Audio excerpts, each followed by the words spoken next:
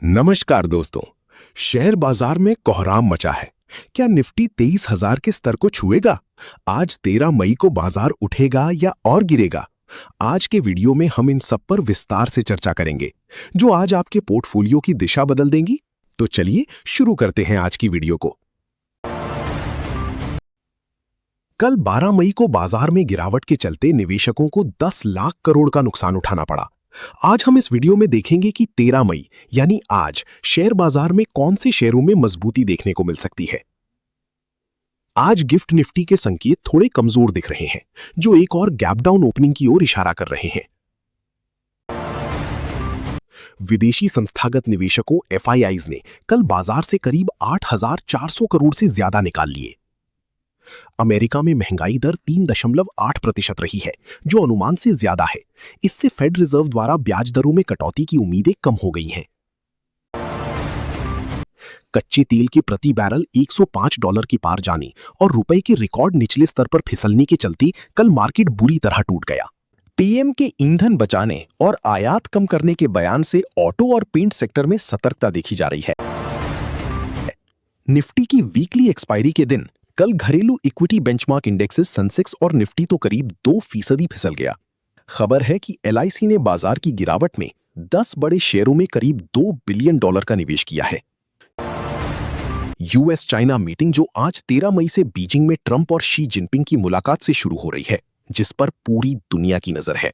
Broader level पर बात करें तो निफ्टी मिड कैप 100 इंडेक्स 2% से अधिक, तो निफ्टी स्मॉल कैप 100 इंडेक्स करीब 3% फिसल गया।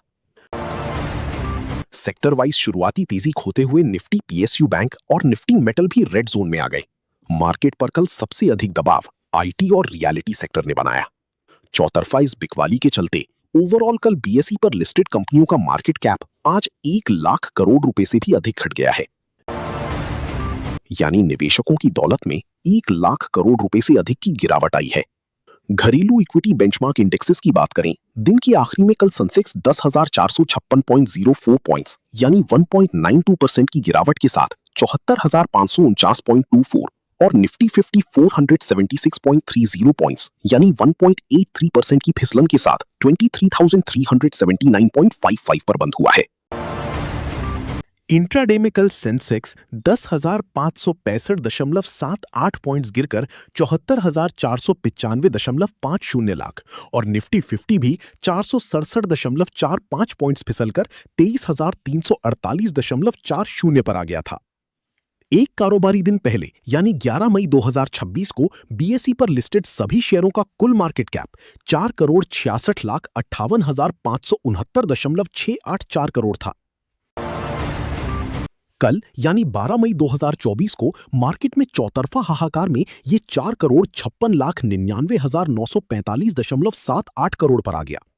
इसका मतलब हुआ कि निवेशकों की पूंजी 1,22,888 करोड़ रुपए घट गई। सेंसेक्स पर 30 शेयर लिस्टेड है, जिसमें सिर्फ SBI ही आज ग्रीन जोन में बंद हुआ है। वहीं दूसरी तरफ कल सबसे अधिक गिरावट टेक महिंद्रा में रही। 13 मई यानी आज कैसी रह सकती है बाजार की चाल? जियोजीत इन्वेस्टमेंट्स के chief investment strategist BK Vijay Kumar ने कहा कि प्रधानमंत्री की तरफ से की गई खर्च में कटौती की अपील का असर उन सेक्टर्स के शेयरों पर पड़ा है जिनकी उपभोग में कमी आने से नेगेटिव असर पड़ने की उम्मीद है। कल ज्वेलरी, ट्रैवल और होटल जैसी सेक्टर्स की शेयरों को भारी बिकवाली का सामना करना पड़ा। अगर कच्ची तेल की कीमतें तेजी से गिरती हैं तो खर्च में कटौती का ये पैकेज बेईमानी हो जाएगा। ऐसे में सेक्टर जोरदार वापसी करेंगे। LKB सिक्योरिटीज के सीनियर टेक्निकल एनालिस्ट रूपक डे का कहना है कि निफ्टी अपने हालिया कंसोलिडेशन रेंज से और नीचे गिर गया है, जो इसके ट्रेंड में बढ़ती कमजोरी का संकेत है।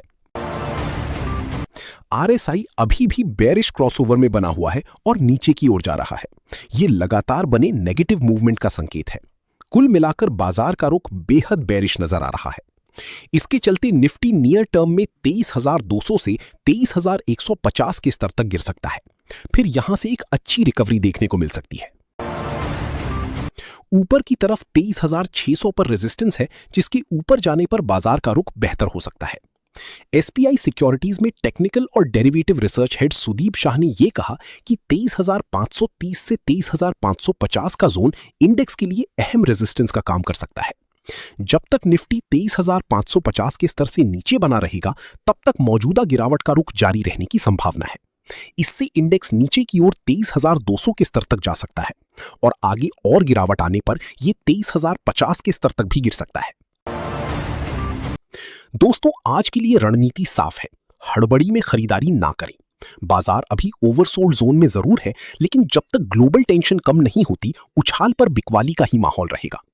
ओएनजीसी और सन फार्मा जैसे डिफेंसिव शेयरों पर नजर रखें।